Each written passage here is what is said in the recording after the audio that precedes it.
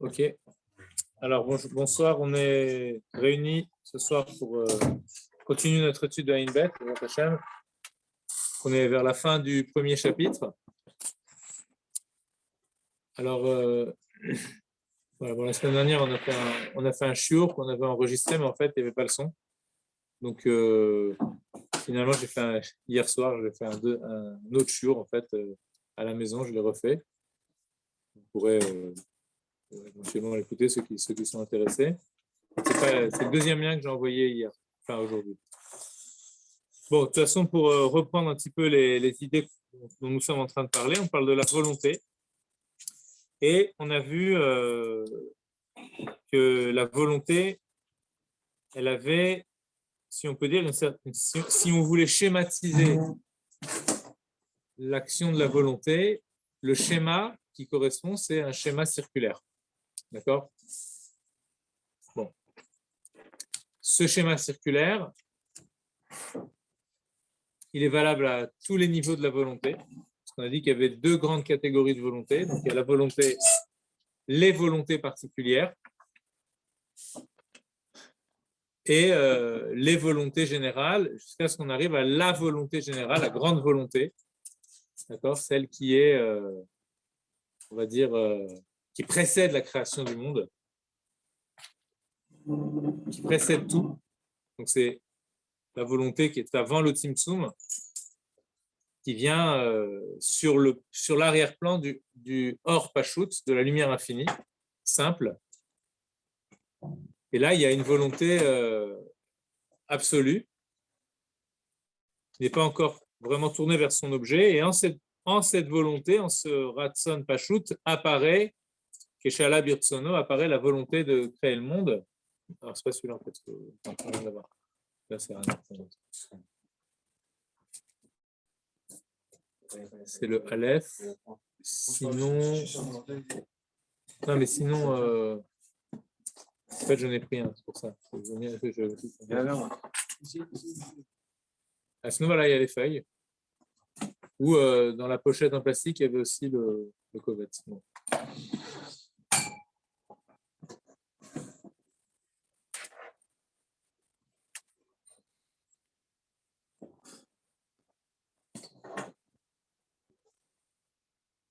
Alors, donc on a vu qu'il y avait cette notion de cercle, ok, avec le grand cercle au départ, donc qui va inclure tout depuis le début de l'enchaînement des mondes jusqu'à la fin, ok. Ensuite, on a le cercle au niveau, ce qu'on appelait Adam Kadman, l'homme primordial. Donc, dans Adam Kadman, on a déjà le projet de la création, mais dans son ensemble. Ensuite, on va avoir les cercles particuliers, la volonté du monde d'Atsilut, la volonté du monde de Bria, de Yetzira et d'Asiya. Voilà. Maintenant, chacun de ces cercles, le cercle, c'est la structure, si vous voulez, générale de cette volonté. Mais là, on fait des schémas un petit peu géométriques. Il faut sortir du schéma géométrique. Il faut essayer de penser qu'à chaque fois qu'il y a une volonté particulière, cette volonté particulière, elle est affiliée à une volonté générale. C'est ça, c'est ce que veut dire le Harizal quand il dit que tous les cercles dérivent du grand cercle du départ. D'accord ? On n'imagine pas des petits cercles qui dérivent d'un grand cercle. C'est pas ça l'idée. L'idée, c'est de se dire qu'il y a une volonté générale, donc un projet général de la création du monde, qui est symbolisé par cette idée du cercle, et de ce projet-là vont naître les différents sous-projets, les différents projets particuliers. D'accord ? Donc, à l'égard de la généralité de la création, du projet général de la création, le monde Atsilut est un projet particulier. D'accord ? Une étape. Mais cette étape-là, le projet de cette étape prend racine dans le projet général. Le cercle particulier prend racine dans le cercle général. Ok ? C'est ce qui va nous permettre de comprendre aussi dans la parenthèse, un petit peu rapidement la semaine dernière, mais que la volonté est aussi intermédiaire. Voilà. On va nous dire que la volonté est intermédiaire. Donc la volonté est intermédiaire entre celui qui veut la chose qui est voulue. Mais elle n'est pas intermédiaire que dans ce sens-là. Elle est aussi intermédiaire entre deux étapes de ce qui est voulu. Donc on a dit, on a l'étape du monde Atsilut, c'est un projet particulier, le projet particulier du monde Atsilut. Ok. Ok. Merci beaucoup. Alors du coup, dedans, tu vas avoir le Kovetz. Voilà. Merci Aaron. D'accord? C'est un bracha du Rabbi. Voilà. Ah oui. Ouais. Exactement, voilà. Oh, magnifique. Voilà. Super. Ouais, ça va. Donc, entre deux étapes du projet, ok, tu vas avoir le monde d'Atsilut, qui est une étape, et le monde de Bria, qui est une autre étape. Ok. Est-ce qu'il y a un rapport entre ces deux étapes? Ou est-ce que ce sont des étapes qui sont complètement différentes? Alors, il nous dit ici qu'en fait, entre les deux étapes, il y a aussi une dimension d'intermédiaire. Ça veut dire que la volonté de passer d'un monde à l'autre, c'est un état d'intermédiaire entre les deux mondes. Mais cette volonté de passer d'un monde à l'autre, en réalité, elle est aussi intermédiaire entre celui qui veut l'ensemble des mondes, celui qui veut la généralité du projet, et celui qui veut maintenant cette nouvelle étape de ce projet-là. D'accord? Donc, on a Hachem veut que le monde d'Atsilut soit créé, ça fait partie, c'est un prat, donc c'est un détail dans l'ensemble, par exemple, qui est pensé dans Adam Kadmon. Okay, c'est la pensée globale. Maintenant, quand le monde d'Atsilut est fait, il est fini, entre guillemets, on passe au monde de Bria, donc c'est l'étape d'après. Maintenant, le monde de Bria, c'est une nouvelle volonté, mais cette nouvelle volonté, elle fait suite à celle d'avant. Donc, elle est intermédiaire entre celle d'avant et celle d'après. Mais tu pourrais dire, il n'y a strictement aucun rapport. Atsilut, c'est une façon d'être, c'est un certain degré de conscience, avec certains critères. Bria, c'est complètement autre chose. Donc, comment Atsilut peut être intermédiaire par rapport à Bria? D'accord? Dans la Kabbalah, on dit que le dernier degré d'Atsilut, il devient le premier degré du monde de Bria. C'est-à-dire que, dans les termes de la Kabbalah, c'est Malchut d'Atsilut devient Atik, c'est-à-dire devient Keter, couronne du monde de Bria. Comment il se fait ce passage-là? A priori, tu es dans une forme de un certain état, tu passes dans un autre état. Pourquoi il peut y avoir une relation entre les deux? C'est cette idée des cercles, justement, qui nous permet de comprendre. Parce qu'en fait, quand je dis que tous les cercles puisent dans le cercle originel, ça veut dire que quand j'arrive à la fin d'une étape, ce qui réapparaît maintenant, c'est l'idée du projet général. C'est pour ça que quand j'arrive au moment de la fin de Malchut d'Atsilut, c'est comme si je me dis, mais maintenant, où je veux aller maintenant? Il se passe quoi? Et c'est comme ça qu'Atsilut devient l'étape qui précède, donc dans le sens qui aide l'étape d'après à se manifester. D'accord? Donc il y a une double dimension d'intermédiaire. Intermédiaire entre deux mondes et intermédiaire entre celui qui fait ce monde-là et qui fait ce monde-là. Et l'un et l'autre sont interdépendants. D'accord? C'est parce qu'il y a cette idée de retour à ce grand cercle-là qu'on peut maintenant passer à ce nouveau petit cercle. D'accord? Bon. Donc ça, c'était un premier point. D'une façon plus générale, il commençait à rentrer dans le détail de la notion de volonté et il nous disait que la volonté comme Memutsa, donc comme quelque chose d'intermédiaire, il fallait comprendre que dans la volonté, il y a une notion d'éveil. Ok? Alors, l'idée d'éveil, ça veut dire que au départ, l'individu peut être complètement enfermé dans sa entre guillemets, dans sa solitude, donc c'est-à-dire dans sa solitude, dans son absolu, d'accord? C'est-à-dire qu'il est uniquement lui avec lui-même. Et la volonté, c'est quoi? C'est que tout à coup, mon être va s'intéresser à quelque chose qui est en dehors de moi. Donc, il y a un éveil. Je ne reste plus enfermé en moi-même, même si cet enfermement peut être très élevé. Mais les choses sont en moi et par la volonté, il y a un éveil qui va appeler aussi une ataya ou une hamshacha. Donc, la ataya, ça signifie le fait que l'être se penche vers la chose. Et en fait, là, c'est vraiment une description du mouvement qui se produit dans le nefesh, dans l'âme, lorsqu'il y a de la volonté. La question qu'il faut se poser, c'est à quel mouvement d'âme correspond telle ou telle aptitude, si vous voulez. Alors, on peut se poser la même question sur que se passe-t-il dans l'âme lorsqu'il y a de la chorma, lorsque je comprends quelque chose. Que se passe-t-il dans l'âme lorsque je ressens du plaisir?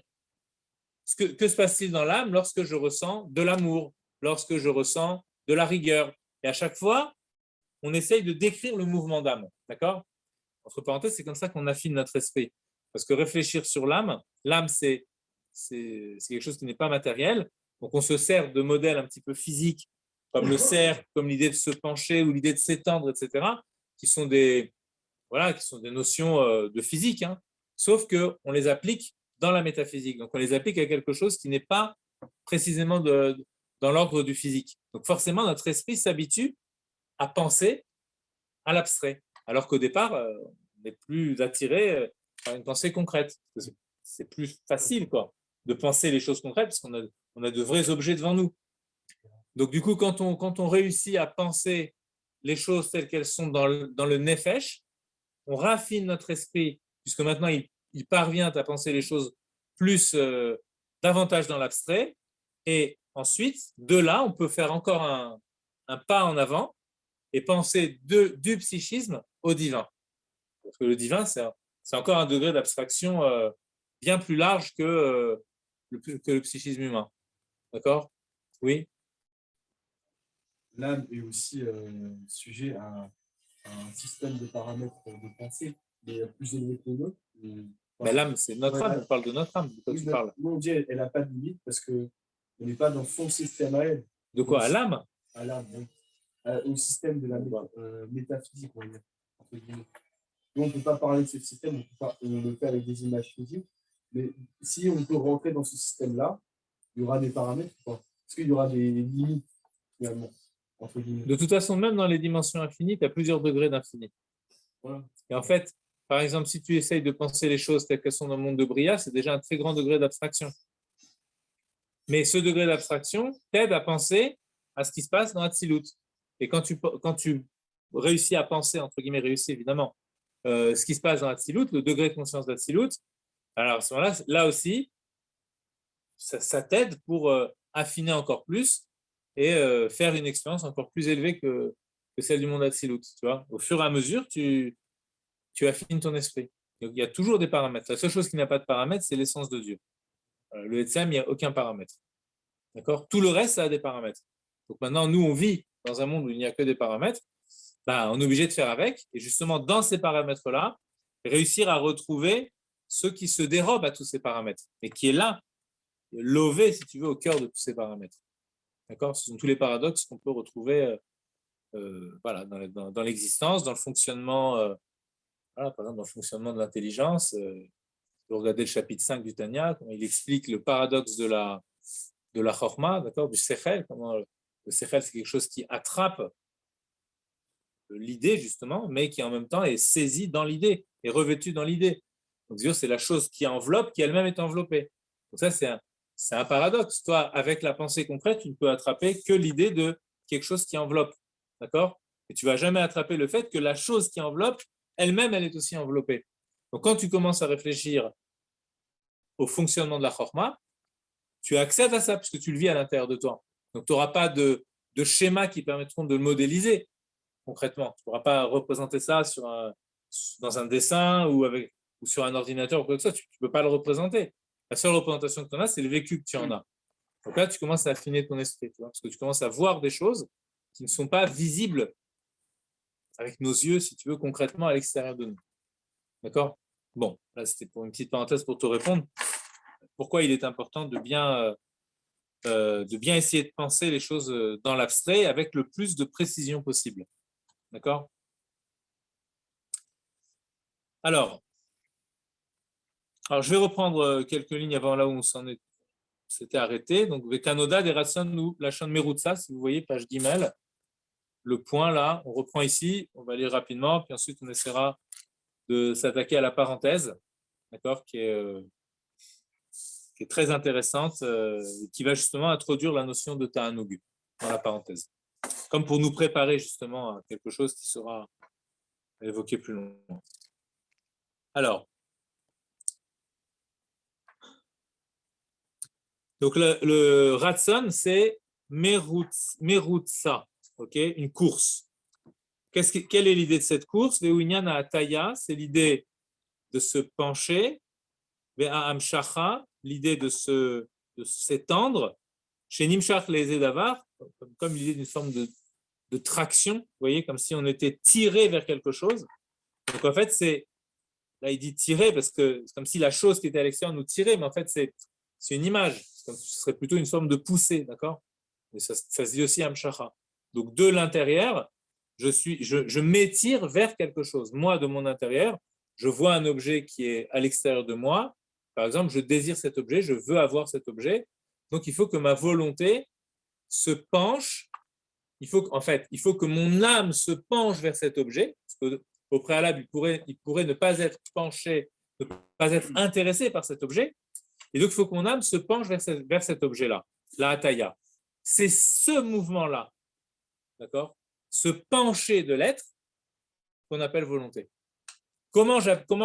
À quel mouvement d'âme correspond la volonté? À cette extension de notre âme, d'accord? À cet étirement de notre âme vers la chose que l'on veut. Alors, l'étirement, c'est physique, mais nous, on doit le penser. Il faut essayer on va dire, de le vivre avec notre expérience, d'accord? Quand on se rappelle de quelque chose que l'on veut, et on essaye de se dire, il se passe quoi là, à cet instant-là? Tel jour, j'ai voulu telle chose. Tous les jours, on peut vouloir des milliers de choses, mais on s'arrête sur une chose. D'accord? J'ai voulu acheter du pain. D'accord? Bon, voilà. Alors, qu'est-ce qui s'est passé lorsque j'ai voulu acheter du pain? Donc, il y a le pain qui est dans la boulangerie. Eh bien, il y a moi qui étais là chez moi. Je ne pensais pas du tout à acheter du pain. Puis, à coup, je dis, on va manger quoi ce soir?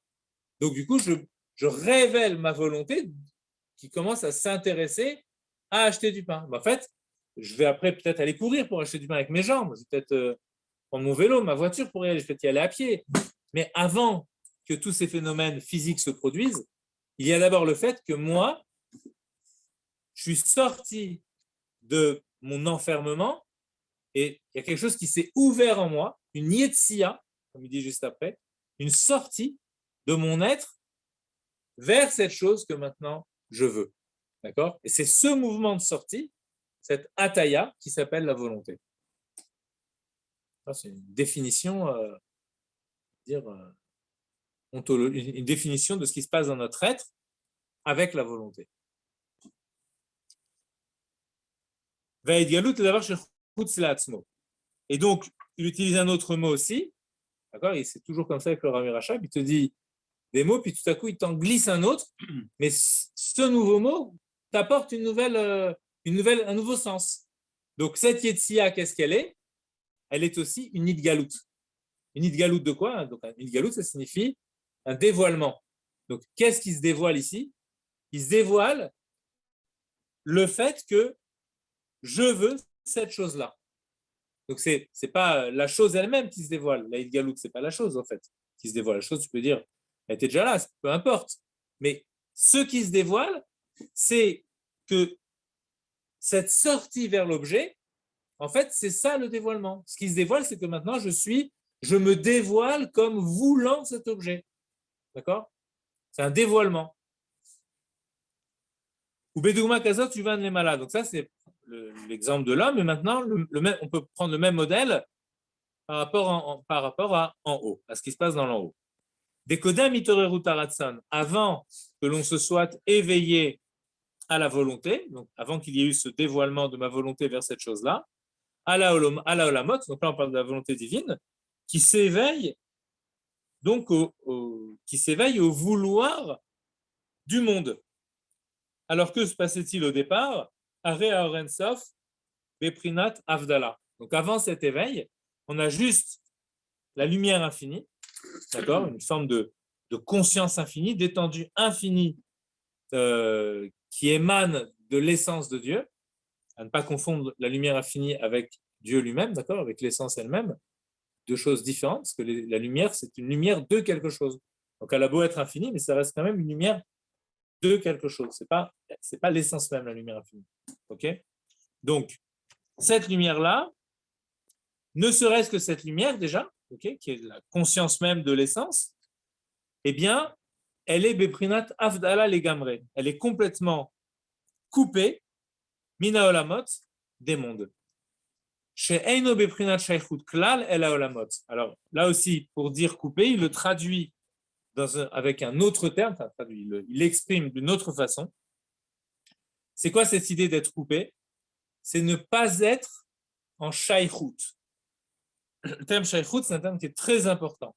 La Shaychut, c'est l'idée du rapport que l'être peut entretenir avec quelque chose qui est à l'extérieur de lui. Il est en Shaychut. Okay? Ça veut dire qu'il est en relation, en rapport avec cette chose qui est extérieure à lui. C'est la Shaychut. Donc, avant que dans la lumière infinie se soit éveillé quelque chose, un désir de créer le monde, comment est la lumière infinie? C'est l'idée de la non-shaychut, c'est ce qu'on appelle en français l'absolu.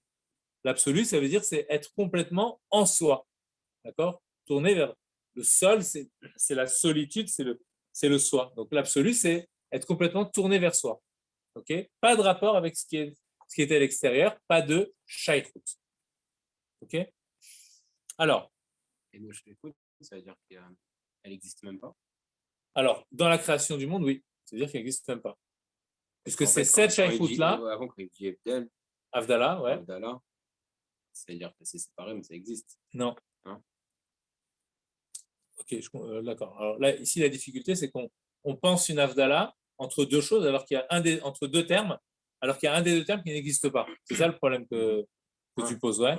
Alors, c'est vrai, mais c'était une abstraction qu'il faut faire, parce qu'en fait, il faut se dire que c'est en Avdala par rapport à cette existence qui sera là après. Tu vois, si je tenais compte, si elle existait maintenant, alors il serait complètement Be'avdala. Mais elle n'existe pas. Mais je considère quand même que c'est une Avdala, parce que pour l'instant, il ne va lui donner strictement aucune existence. Donc c'est pour ça que je considère que c'est une Avdala. Mais tu as raison, en vérité, c'est une vue de l'esprit, puisque concrètement, il n'y a pas une Avdala, puisque la chose n'existe même pas. Mais pour comprendre l'état du Or Ensof, alors je dis que c'est Beprinat Avdala. Pour comprendre son absoluité, si tu veux, je suis obligé de dire que c'est Beprinat Avdala. C'est Beprinat Avdala par rapport à ce qui pourrait exister, mais qui pour l'instant n'existe pas. D'accord? Et pareil, quand tu vas dire qu'après le Tzimtzum, etc., ou même avant le Tzimtzum, que Shala Birsono, à la fin du chapitre, il va dire que maintenant on est Beprinat Shaychut, mais Shaychut avec quoi? Il n'y a rien encore. Ce sera exactement la même question. Donc c'est un rapport à quoi? Il n'y a rien. Donc ça, c'est un degré d'abstraction encore plus difficile, mais c'est-à-dire que nous, pour pouvoir accéder à ce degré d'abstraction, on a d'abord fait une abstraction dans le sens où on a essayé de comprendre ce qu'est la volonté chez l'homme. Donc dans la volonté chez l'homme, je veux quelque chose, je sors de mon absoluité, maintenant je veux quelque chose qui est à l'extérieur de moi, je suis shayach avec cette chose-là, je me tends vers cette chose-là.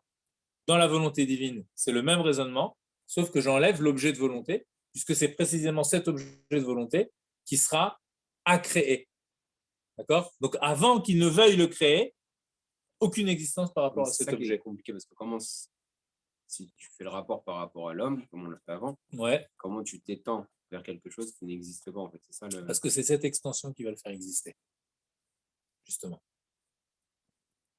En fait, l'extension pour le divin, vouloir cet objet qui n'existe pas encore, c'est ça le créer. Tu comprends? Mais comment il fait puisqu'il n'existe même pas encore? Oui, mais c'est de lui que ça vient. Tu vois? Quand on dit qu'il n'existe pas, ça aussi c'est toute une souga. Qu'est-ce que ça veut dire qu'il n'existe pas?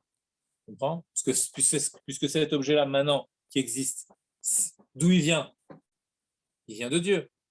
Ce que je veux dire, c'est qu'un enfant qui n'a jamais mangé une glace ne pourra jamais vouloir sans savoir ce que ça existe en fait. Oui, parce que la différence qu'il y a, c'est que si tu regardes le Rambam, par exemple, il dit que dans Mishneh Torah, Halacha Aleph, Perek Aleph, Halacha Aleph, comme dans Ilchot, on s'appelle les premières halachot du Mishneh Torah.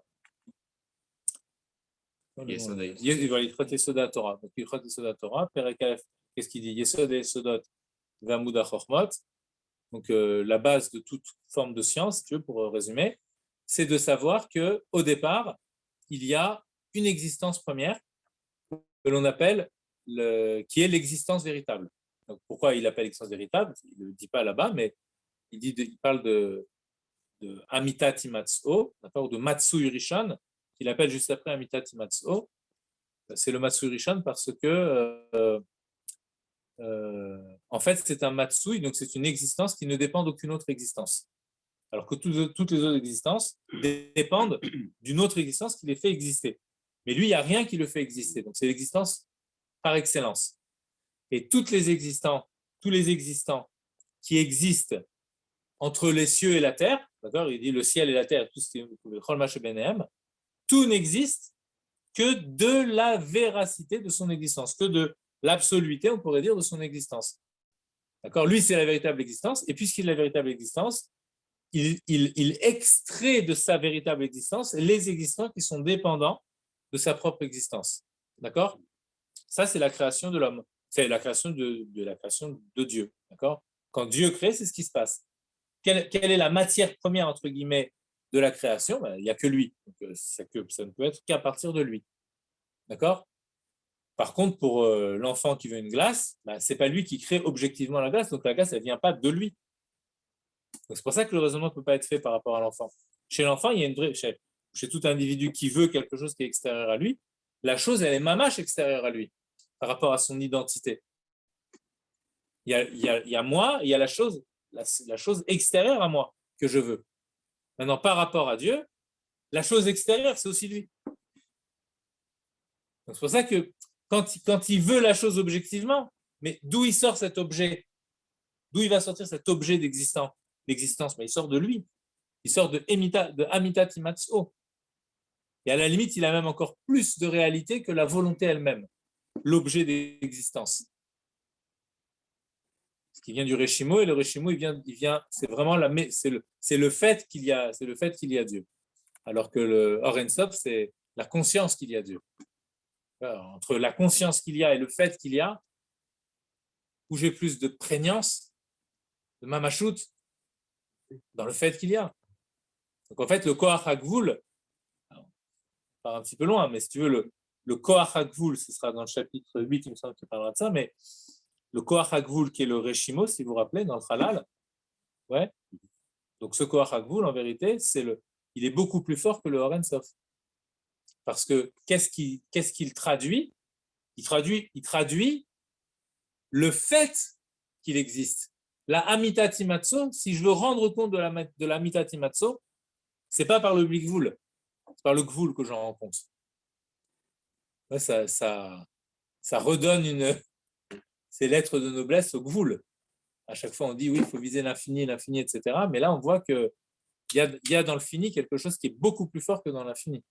Et de tous les mamarim, d'ailleurs, qui parlent de ça et qui expliquent pourquoi les mitzvot sont faites avec des choses qui sont matérielles, pourquoi on ne se contenterait pas de méditation, etc., ramène cette idée-là, justement.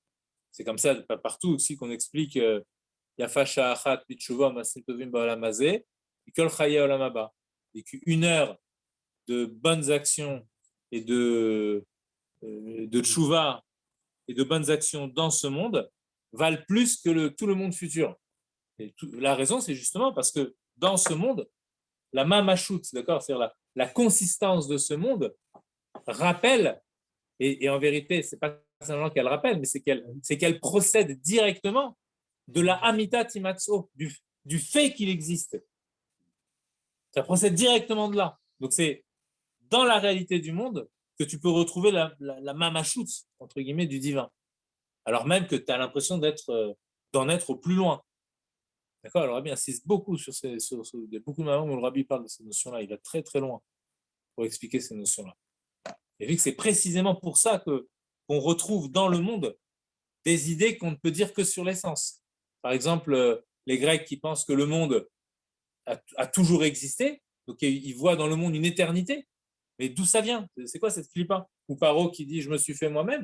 Tu vois, toutes ces notions-là qui donnent à la réalité physique mais une force, mais qu'on n'attribue que à Dieu. Comment on peut le dire sur ce monde-là? Tu vois? Alors dans leur erreur, il y a quelque chose de vrai. Donc, eux, ils pensent que ça ne vient que du monde, c'est ça leur erreur.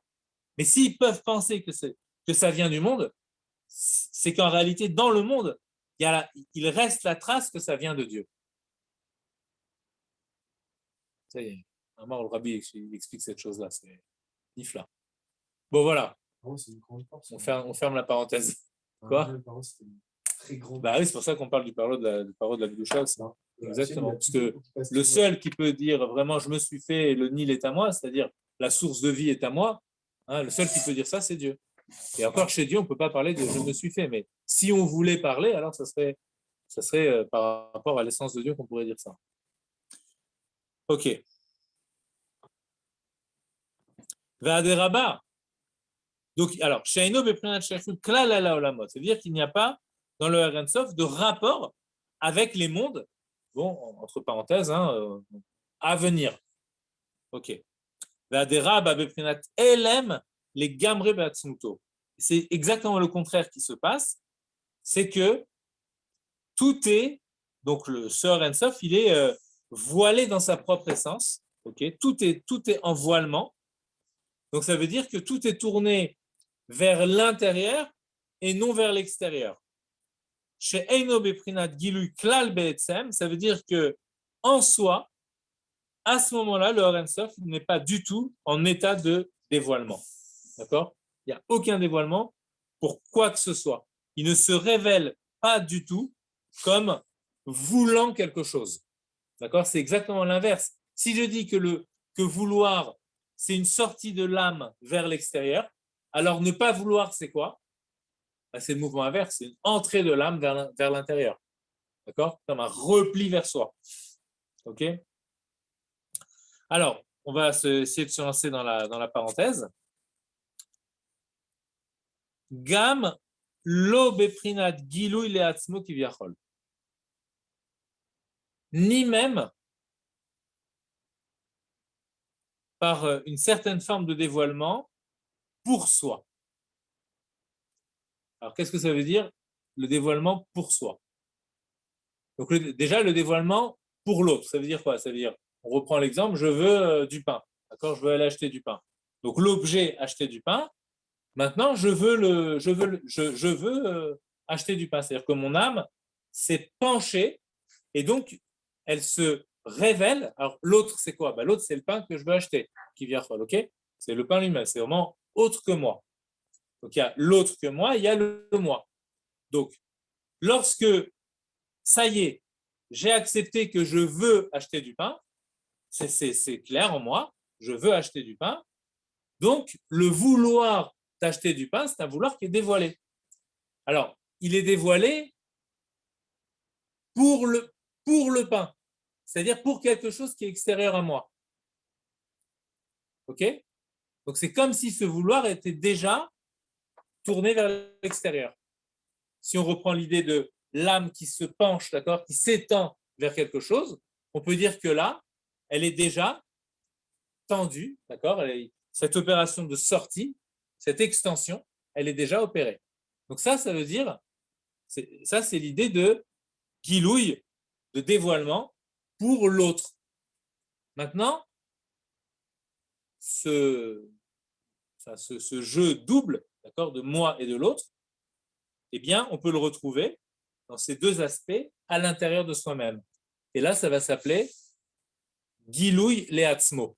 Alors, il insiste sur ça parce qu'il dit, lorsque je ne suis pas du tout Beprinat Shaychut, je pourrais penser que, ok, je ne suis pas Beprinat Shaychut maintenant, mais finalement, à l'intérieur de moi-même, il y a un petit quelque chose qui commence déjà à vouloir. On dit, quand on est Beprinat Avdala, non, pas du tout. Même à l'intérieur de soi, il n'y a absolument rien du tout qui commence à s'éveiller. Ça s'appelle le Gilouï Leatzmo. D'accord? Donc, Gilouï Lazula, c'est quand je veux vraiment. Mais Gilouï Leatzmo, c'est quand je commence à vouloir. Tiens, et si je voulais cette chose-là? Il y a un petit quelque chose qui commence à naître en moi. Ça s'appelle déjà le Gilouï Leatzmo. Donc, quand on est Beprinat Avdala, on n'a aucune Shaychut, il n'y a même pas ce Gilouï Leatzmo. Pourquoi? Liot chez Gamma Gilouï Leatzmo. Parce que le dévoilement pour soi, je traduis un Gilouï Leatzmo, ça signifie dévoilement pour soi. Donc, ça veut dire que même le Gilouï, même le dévoilement pour soi, ou Beprinat Shaykhut les Edavar, ben finalement, c'est quand même une certaine forme de rapport avec un quelque chose. Donc là, le quelque chose, ce n'est pas un quelque chose qui est extérieur à moi, hein, c'est comme la projection de cette idée de peut-être j'achèterai du pain un jour, etc., mais qui est complètement à l'intérieur de moi pour l'instant. Mais c'est quand même le début de quelque chose. D'accord? Donc quand on dit qu'on n'est pas Beprinat Shaykhut, c'est-à-dire qu'il n'y a même pas ce petit soupçon d'éveil. Il n'y a rien. D'accord? Charé, Gamaïtorerut, Vagilou Ileatzmo, Areu Bezedavar, parce que lorsqu'il y a un éveil et qui reste en soi, d'accord? Un réveil, un dévoilement qui est simplement confiné en soi, ben, on a déjà, pour ainsi dire, fissuré l'absolu. D'accord? Puisque j'ai commencé à m'éveiller à quelque chose. Donc, l'état d'absolu dans lequel j'étais, d'enfermement complet dans lequel j'étais, à partir du moment où je commence à me dire, et si? D'accord? Donc, c'est déjà qu'il y a quelque chose qui se fissure. Je commence à m'ouvrir de l'intérieur, même si je ne suis pas encore complètement à l'extérieur. Ouais? C'est un peu abstrait ou c'est clair? Imken a réservé l'adavar. Donc cette chose-là, elle a beau être une représentation mentale de la chose que je pourrais vouloir ultérieurement, et ça a beau rester à l'intérieur de moi, il n'en reste pas moins que c'est quand même une chose. Ok? Et donc, je suis en shaykhut, je suis en rapport avec la chose. Rak shiul adain, mais ce rapport, c'est simplement, il est juste à l'intérieur de soi-même. Mais nous, l'état dans lequel on parle, c'est un état qui précède complètement l'éveil. Ou chez c'est quand on n'est pas du tout à l'état de dévoilement. Qui m'a des rabats, mais c'est donc même ce dévoilement pour soi. Mais c'est exactement l'inverse. On est dans un état de voilement. C'est complètement voilé à l'intérieur de soi. L'obeprinat gilouy klal. Alors, il peut exister donc des dévoilements pour soi. Bon, là, il fait une nuance qui est très importante, qui va nous amener à une autre dimension du Ratson et à la dimension du plaisir. Donc, ce qu'on a dit jusqu'à présent, c'est que lorsque la chose n'est pas du tout dévoilée, a priori, c'est équivalent au fait que je n'ai pas du tout de shaykhut avec la chose, avec quoi que ce soit. Donc, le fait de ne pas, ce qu'on a dit, c'est que le fait de ne pas avoir de rapport avec quelque chose, a priori, ça équivaut au fait qu'il n'y ait pas de dévoilement. D'accord? Alors, pour pas qu'on se trompe, il nous dit attention, ça ressemble énormément, mais il ne faut pas se tromper. Il peut y avoir des dévoilements pour soi, donc qui sont complètement à l'intérieur de soi, et qui n'ont aucun rapport avec un objet. Comme si notre dimension d'absolu pouvait avoir quelque chose qui se révèle tel que c'est, sans pour autant avoir de rapport avec ce qui est à l'extérieur de soi. C'est ça qu'il va analyser maintenant. Alors, l'exemple, c'est le ta'anoug, ou kuma ta'anoug, le plaisir. Chez Mitanek, be'aetsem shelo. Donc, par exemple, lorsque je prends du plaisir de ma propre essence, d'accord, simplement du fait que je suis. On va voir que ce n'est pas donné à tout le monde. Aval en zeinyan a gilouy behemet. Mais ce n'est pas ce qu'on appelle non plus la vraie notion de dévoilement. Pourquoi? Aderaba ou beprinat alia veromemut yoter beatzmut. Alors, c'est un dévoilement parce que je vois en moi que je suis en train d'avoir du plaisir de ce que je suis et de comment Dieu m'a fait, ok? Mais ce n'est pas un dévoilement dans le sens où je dévoile quelque chose qui devra aller vers l'extérieur. D'accord? Donc ça a le nom de dévoilement, puisque finalement je ressens quelque chose, je suis clairement conscient de ce qui se passe en moi. Donc c'est une forme de dévoilement. Mais ce n'est pas un dévoilement dans le sens commun du terme. D'accord? En général, Ratson, dévoilement, c'est aller vers ce qui est à l'extérieur. Donc là, ici, il y a un dévoilement, mais ce n'est pas un véritable dévoilement. Ok? Ve'alken, ta'anug kazeh, ou davka bemi shemeromam be'etzem. C'est pour ça que. Attends, j'ai sauté quelque chose. Aderaba ou beprinatali averomemutioter be'atzmut. Et donc, ce n'est pas vraiment un dévoilement dans le sens où dévoilement, en général, ça signifie d'aller vers l'extérieur, alors que là, c'est je suis en état d'élévation, d'ascension, d'accord, quelque chose qui monte en moi. Il y a une dimension d'élévation, quelque chose qui est très élevé en moi, mais à l'intérieur de moi. C'est un parcours, c'est comme si je montais l'ascenseur de mon être d'étage en étage, mais je reste toujours à l'intérieur de moi. Et c'est ça qui se dévoile à moi. Donc, ce n'est pas du tout le même sens de dévoilement, qui veut dire que d'habitude, je me dévoile vers quelque chose. Alors, il dit comme un roi, par exemple, Betachlit aromemut shelo, lorsqu'il est dans un état d'élévation extrême. Que se passe-t-il? Chez Mitaneg betanuk pashut ve'atzmi. Donc, il se délecte d'un plaisir simple, d'un plaisir atzmi. Atzmi, ça signifie qui est uniquement lié au soi, d'accord? Pas un plaisir lié à un objet. L'homme est d'avar. Ce n'est pas un plaisir, il ne se délecte pas de quelque chose, je ne sais pas moi, d'un trésor qu'il aurait conquis, il ne se délecte pas de quelque chose qui est extérieur à lui, qui serait là pour l'enrichir. Non. Lorsqu'il est dans un état d'élévation, il sent ce que c'est que la royauté qu'il a. Il sent à quel point sa royauté, c'est tout son être. D'accord? Quoi?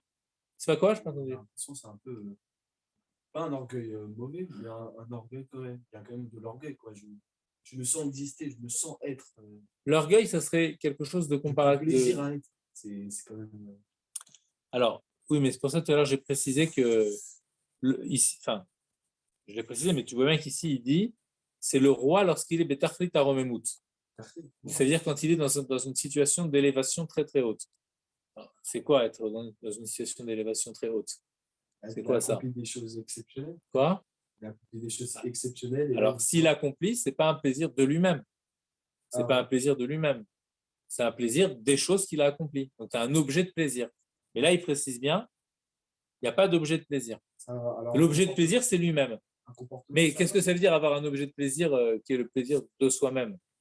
Donc, si c'est un roi, un tyran par exemple, d'accord, un roi qui a pour seul plaisir d'écraser son peuple et de dominer, donc effectivement, le plaisir qu'il a de soi-même, ce ne sera pas un plaisir qui sera pur, un plaisir qui sera sain, ce sera un plaisir de sentir qu'il est dominateur.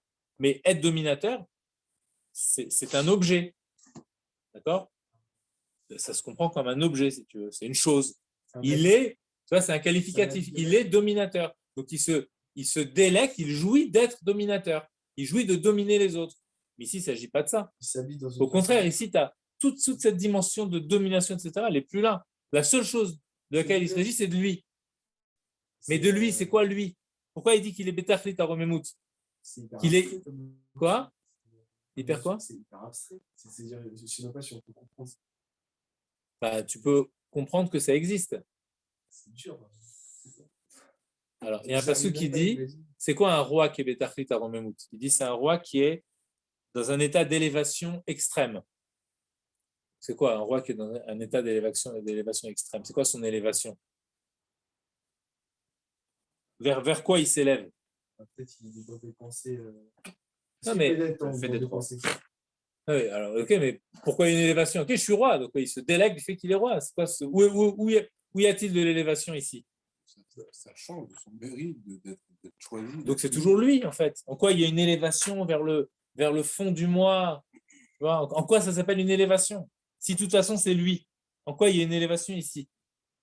Il s'annule peut-être. Devant quoi il s'annule? Il s'annule devant sa force. Dieu. Alors, c'est pareil, tu dis sa force, ensuite tu me dis que Dieu. Donc, fais attention. Choisis, j'ai envie de te dire. Tu me dis devant sa force que Dieu lui a donnée. Donc, c'est sa force ou c'est la force que Dieu lui a donnée? Devant son niveau de ressenti de Dieu. Qu'est-ce qu'il dit le pasuk? Le pasuk, ah voilà, c'est complètement autre chose. Donc, si tu dis ça devant son niveau d'élévation, de ressenti du divin, donc ça veut dire que à ses oreilles résonne le pasuk Malchutra Malchut Kol Olamim. Ta royauté, donc c'est la royauté de Dieu, c'est la royauté de tous les mondes. Ça veut dire que quand il est au summum de son élévation, c'est le point, pour ainsi dire, de transparence de son ego.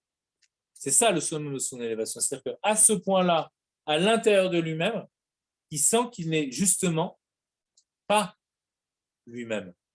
C'est ça se délecter du Hatzmi. Ce n'est pas le moi, l'ego bas. C'est au contraire l'ego haut. Tu comprends? Celui qui sent qu'il n'existe que par l'ego de Dieu, si je peux dire.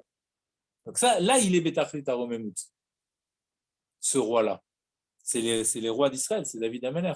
Le tzadikim lui inspire à...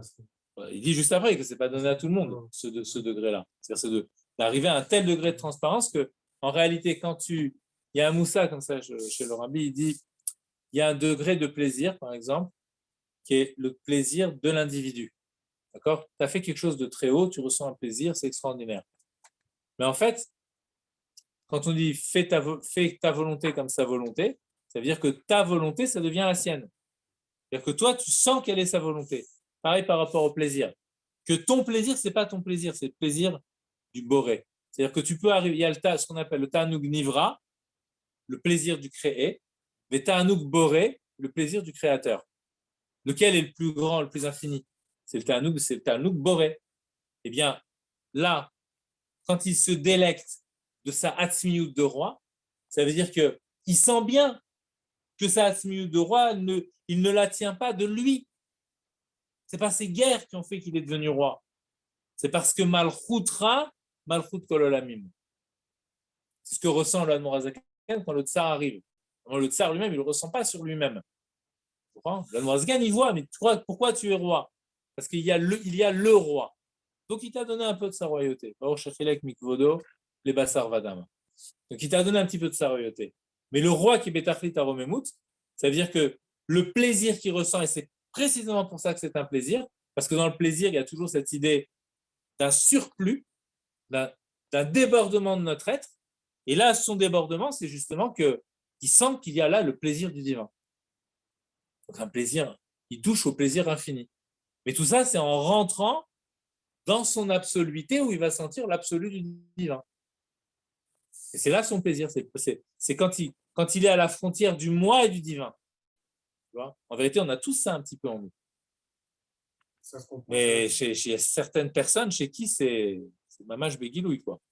Ça se comprend chez un tzaddik, mais chez Dieu lui-même. On ne peut pas comprendre ce pareil. Non, mais moi, voilà. c'est pas moi. C'est pour ça qu'on dit à chaque fois qu'il vient Chol. Ouais. Okay. À chaque fois, on dit, pour ainsi dire.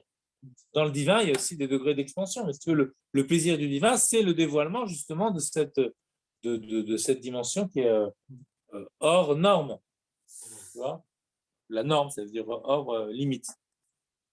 D'accord? Ukmo Ameler, je reprends. Comme le roi, Betachlit Aromemut Shelo, lorsqu'il est dans un état d'élévation extrême, chez Mitanek Betanuk Pashut Ve'atzmi, il se délecte par d'un plaisir qui est pur, qui est atzmi, qui est vraiment lié à l'essence de ce qu'il est. L'homme est d'avar, ce n'est pas un plaisir lié à un objet qui serait extérieur à lui. Mais c'est le plaisir de simplement sa propre élévation. Des behata'anug ou mitromem yoter be'atzmut shelo. Et il y a un effet on va dire il y a une dynamique, d'accord? Plus il s'élève, plus il ressent le plaisir, et plus il ressent le plaisir, et plus il continue l'élévation. Beprinat avdala beyoter, et cette élévation justement, qu'est-elle? Elle est une avdala. À chaque fois, elle est une coupure, c'est-à-dire plus il rentre en lui, et plus il rentre en lui et qu'il se délecte de lui-même, plus il est coupé de ce qui est autour de lui.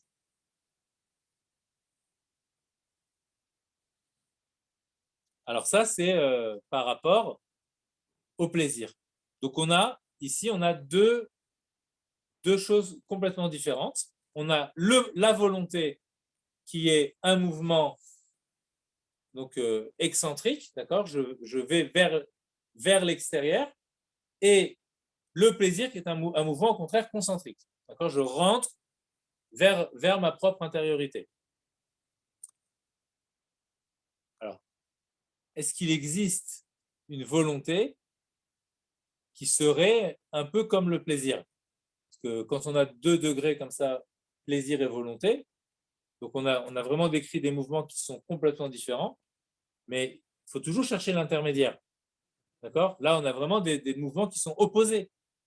Donc ça veut dire qu'il faudrait trouver un degré qui soit intermédiaire entre les deux. Donc quelque chose qui soit en même temps tourné vers l'intérieur, mais qui commence un petit peu à... Voilà, mais qui n'est pas vraiment, on va dire, complètement dans l'absolu de l'intériorité. OK? Alors, ça va être une forme de ratson qui va être comme ça. Il y a un certain type de ratson, ce qu'il va expliquer maintenant. Ou bedugma kazo, yesh beratson. Il y a quelque chose dans une certaine forme de volonté qui suit ce modèle qu'on a décrit par rapport au plaisir. Sheu merutse. Alors, vous vous rappelez tout à l'heure, on a lu le même mot, enfin, c'est les mêmes ce n'est pas les mêmes nekudotes. Tout à l'heure, c'était la merutsa, c'était la course, mais ici, c'est merutse. D'accord? Alors, merutse, vous connaissez ce mot-là, merutse? Quand on dit qu'on est merutse, ça signifie qu'on est satisfait. Alors qu'on est satisfait a priori de quelque chose. Mais là, il va l'utiliser dans un autre sens que le sens de satisfaction dont on a l'habitude.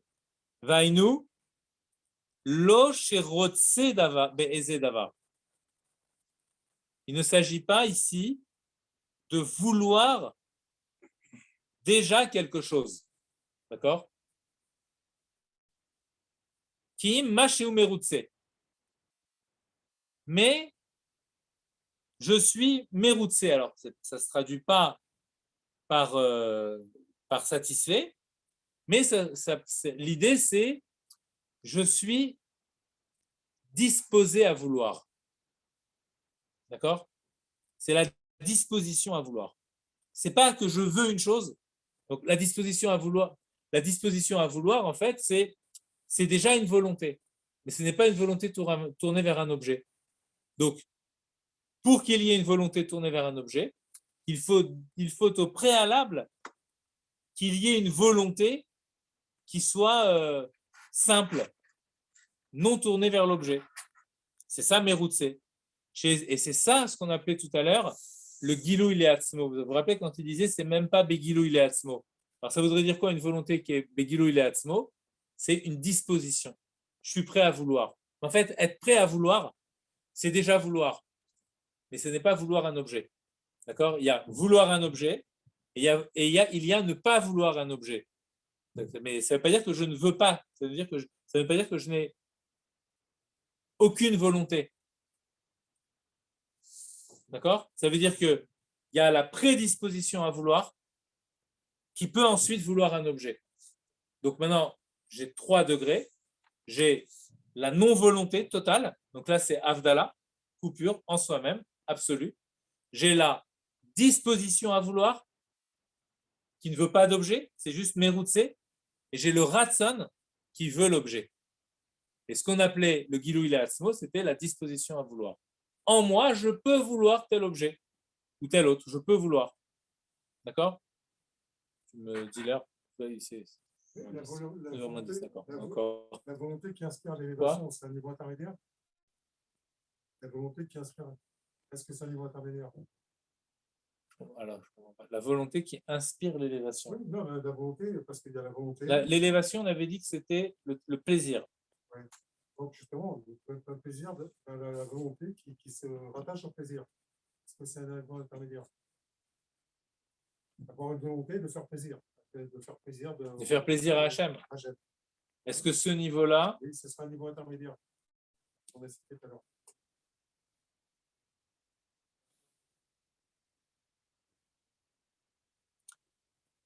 Je pense que oui. Parce que si je me mets en mouvement pour aller, par exemple, pour dire je veux faire une mitzvah, d'accord, et que je le veux véritablement, c'est que je suis parti d'une volonté qui ressemblait au ta'anoug. Donc, c'est-à-dire une volonté qui ne voulait pas une chose particulière. Or, la volonté de Dieu dans les mitzvot, c'est une volonté qui est de cet ordre-là. Ce n'est pas une volonté d'un objet précis. D'accord ? Même si ensuite on se revêt, cette volonté elle se revêt dans des objets précis de mitzvot, okay, mais ce n'est pas une volonté d'un objet précis. Donc du coup, la volonté ici qui est intermédiaire, qui ressemble au ta'anoug, il y a de fortes lieux de penser, de fortes chances de penser que cette volonté, elle draine avec elle le plaisir du divin. D'accord ? Donc elle peut être une motivation justement pour ce plaisir. A priori.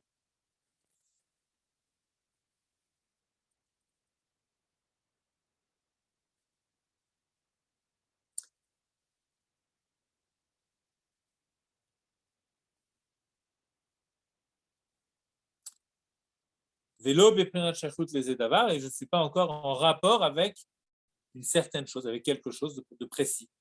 Ach, en basé torerut adain, mais même s'il y a, même si on est dans une prédisposition à vouloir, donc un vouloir sans objet, juste le fait de vouloir, je ne peux pas encore parler d'éveil. D'accord ? C'est l'arrière-plan de l'éveil, si vous voulez. Pour qu'il y ait éveil, il faut qu'il y ait le méroutse. Il faut que je sois disposé à vouloir. Donc, quand je suis disposé à vouloir, je peux m'éveiller vers un certain objet. Donc, tant qu'il n'y a pas cet éveil, on est encore dans l'absolu. Rak, yachol yod beprinat siba le'ezei torerut, donc c'est ce qu'il précise ici.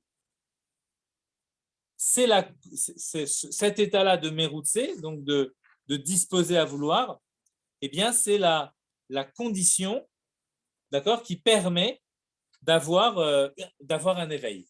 D'accord ? C'est la condition, la siba. La siba, c'est la condition, la cause, c'est ce qui permet de... voilà, sur ce terrain-là, un éveil va pouvoir se produire. Aval kasher mitorer be'ezeratsan, mais lorsque je m'éveille, afilu rak le'atzmo, même si c'est juste en moi-même, donc c'est plus fort que la Itoreru dont on vient de parler ici, Arezé Beprinat Shaykhut Ladavar directement, puisqu'il y a déjà un objet d'éveil. D'accord ? Je m'éveille en moi pour cet objet, mais que pour l'instant, je ne veux pas vraiment. Mais c'est déjà par rapport à un objet. Ok ? Peut-être que je pourrais, comme on dit tout à l'heure, aller acheter du pain. Arezé Beprinat Shaykhut Ladavar. Alors là, je suis déjà en rapport avec cette chose-là. Les Kodem Génitoraire, pour revenir à l'état duquel nous parlions nous tout à l'heure, avant que je ne m'éveille, ou chez Eino Beprinat Gilui Klal, là, il n'y a absolument aucun dévoilement. Gamlo Leatzmo, donc même pour moi. Parce qu'un dévoilement pour moi, ça voudrait dire que je me rends compte que peut-être je pourrais vouloir cette chose-là.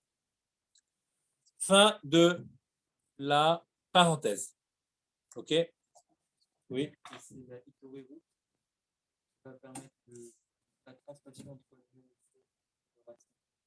Oui, exactement. C'est par le méroutse, c'est l'arrière-plan de la volonté. OK ? Il n'y a pas de guilouille, c'est juste je suis disposé à vouloir. Et ensuite, il y a itorerut. Donc, éveil. Itorerut, c'est gilouille leatzmo, éveil en soi. Et ce gilouille leatzmo permet le gilouille lazulat. D'accord ? Pour soi et ensuite pour l'autre. Voilà.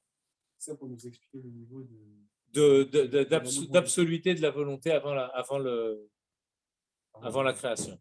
Exactement. Pour comprendre à quel point c'est coupé de tout. Exactement. En même temps, ça te permet de comprendre le chidouche du tzimtzum, ce qui va se passer ensuite lorsque la volonté s'éveille. Ça aurait pu rester comme ça tout le temps, si on peut dire. D'accord ? À un moment donné, il y a vraiment un éveil. Tout à coup, il y a un désir dans le divin de créer les choses. Alors, donc là, on ferme la parenthèse, donc on reprend donc, par rapport à ce qui était dit juste avant la parenthèse, où il disait qu'avant la volonté de créer les mondes, on parlait d'Hachem, il n'a aucune shaïchout avec les mondes, tout est BLM Be'atzmuntu, tout est voilé en sa propre essence. C'est-à-dire en ce sens qu'il n'y a aucun dévoilement. Et maintenant, boum, éveil, Vekaasher, Aval Kaasher Mitorer Be'ezer Ratzon. Non, c'est Vekaasher, parce qu'en fait, il y a deux parenthèses là qui suivent. Voilà. Alors, Vekaasher Allah Birtsono Yitbarer. Mais lorsqu'est monté en sa volonté, Arézé, donc lorsqu'il est sous-entendu de créer le monde, ce désir-là de créer le monde, Arézé Bechinat Amshacha Vegilou Yal Klalut Aishtal Shelut. Alors à ce moment-là, il y a tout ce qu'on a expliqué avant. Il y a cette Amshacha, c'est-à-dire ce pencher vers, ce dévoilement, il se révèle comme voulant créer le monde. Et donc, on a un dévoilement vers la Klalut, vers la généralité de cet enchaînement de mondes qui se produira ultérieurement. D'accord? Donc, ce n'est pas là encore, par rapport à la question que tu avais posée au départ. Ce n'est pas du tout là, mais maintenant, voilà, c'est comme si on est dans les prémices du projet, okay, qui amènera à la création. Donc, il faut d'abord que lui-même se mette en état de rapport à cette chose-là. Il faut que lui-même il se mette en état de shaykhut, si tu veux, qui se prédispose à créer lui-même. D'accord? Donc, tout ça, ça dit cette installation de la prédisposition dans le divin à créer, et de cette prédisposition, eh bien, ensuite, la volonté véritable, et ensuite la volonté de vraiment du projet dans son ensemble, et ensuite la volonté, ensuite du monde lui-même.